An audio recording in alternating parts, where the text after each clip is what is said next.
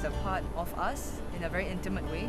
The connection with nature is very important for kind of de-stressing and being healthy and having healthy relationships. So it's not just humans interacting with other humans. In this way, it's important because it exposes you to a vast range of biodiversity in the soil, above the soil, and in the air too, with the butterflies and the birds.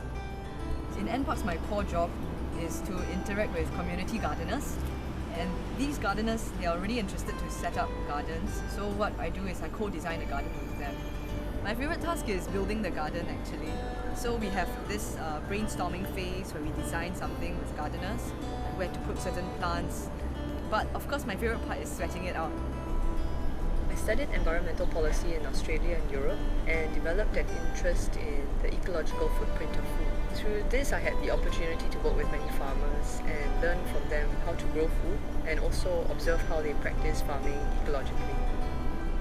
I grew up in an urban area and I was never really exposed to growing my own fruit or vegetables, and I only had this chance when I went abroad to study.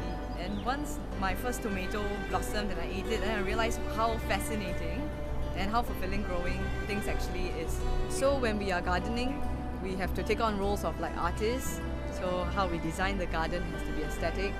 We also take on the role of chef sometimes. This, for example, is the blue pea. So it's used for nonya kuehs. This is also another thing that I've taught my gardeners how to use. This is the Mexican tarragon. So the leaves can be used for salads, and it tastes a bit like licorice. So it has a very unique taste to salads, and a lot of chefs actually would like to use this plant because it adds a different dimension to a dish. Everyone has their own ways of caring for the environment. Certain people are better in policy, whilst others are more hands-on. There's quite a wide range of areas that you can contribute to. So find out what your niche is and cultivate it the best you can.